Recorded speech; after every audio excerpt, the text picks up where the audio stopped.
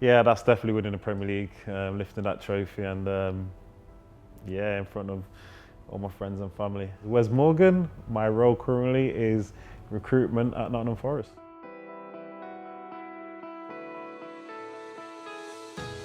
If you weren't a footballer, what career path would you have gone down? I will be a fireman. I've always fancied myself in the outfit, and rescuing people is always a good thing. One player you'd love to have played with and why? That'll be my all-time favourite player, Zinedine Zidane, because what he can do on a pitch, I'd love to be on the same pitch at the same time when he's doing all his magic. What is the biggest disappointment of your career?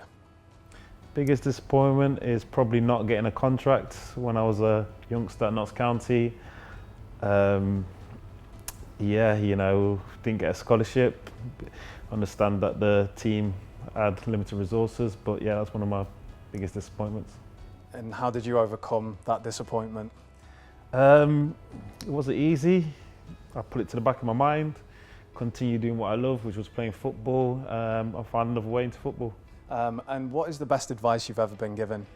Learn from your mistakes on the pitch. We're all human, we all make mistakes, but the quicker you put that behind you, the better you'll be in the next game. I think I might know the answer to this one, but what's the best moment of your career? Yeah, that's definitely winning the Premier League, lifting that trophy, and yeah, in front of all my friends and family, winning the Premier League. Great. And transitioning away from football, what motivates you now?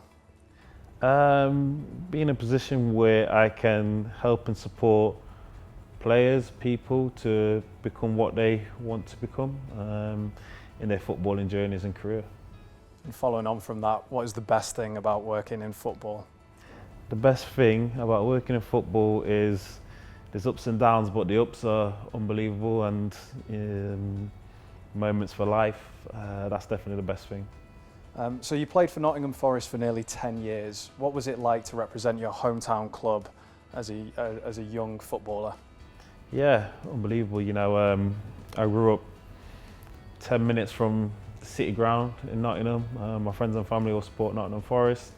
To play for the club, which is, on your doorstep, your hometown, that all your fans, all your friends and family support is one of the best things you can do. You played probably one of the most iconic Premier League seasons ever.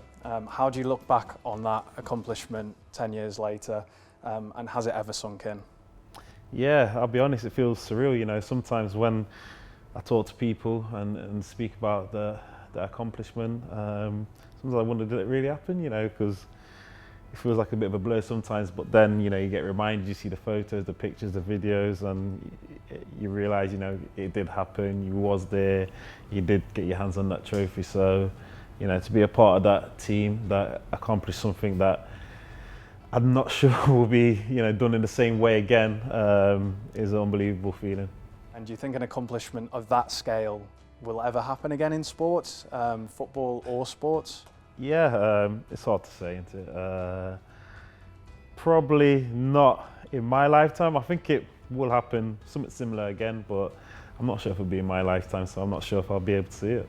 So in talking about your transition away from football and retirement, what made you want to go into the business side of sports during your retirement?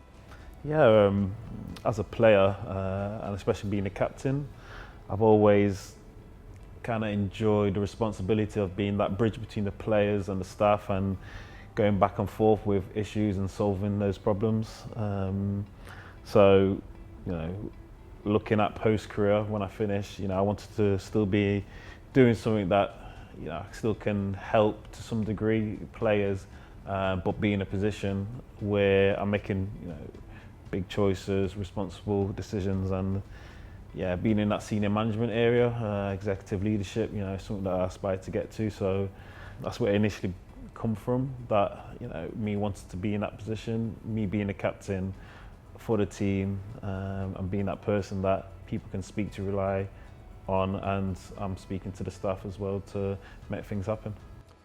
We've kind of seen, playing careers can be short for players, athletes, pros, etc. How important is education for athletes, players after retirement? Yeah, I think it's always important to remember that it's a football career and it's very short. So after that, you know, some people have business interests and invested a lot into that and follow that path. A majority of people still have to work and find an alternative career. So being upskilled in the right way, learning your new potential roles and positions is very important. So education is a big part of that. And have you played alongside or worked with professional players studying, either during the career or after playing? Yeah, my course I was on when I retired, there's a lot of people on that course that were still playing. Players I didn't necessarily play with, but players nonetheless. So, you know, it's interesting to see how they manage that side of things of playing and studying, because it's difficult. You know, I think if I had to do that, I'd struggle. So I definitely waited till I retired before I, you know, went down my course route. And you've referenced it then, but what made you choose UCFB for your postgraduate studies? Yeah, I was very interested in the programme they delivered. It's something that I was definitely interested in, which was the sporting directorship role. I spoke to a few people that had been on the course previously and they had good, you know, things to say about it. So yeah, I put myself forward for that one. Brilliant. And how was your overall experience? What did you take out of the course? Yeah, really good, you know, learnt a lot. Met a lot of different people in different areas of football. It's good for your contacts and your networks because, you know, post-football, a lot of kind of what you're going into is to do with your network and who you know. But yeah, you know, I think that knowledge base, getting that base understanding of your role and position you want to get into is very important, and that's what I learned. And what would one piece of advice be to anyone wanting to work in football or sports?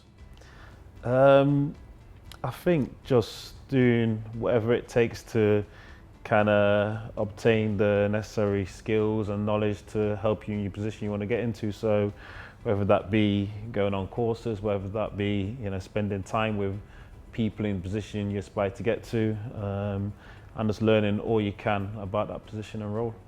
Finally, to finish, describe the life of a footballer in one word. Extraordinary.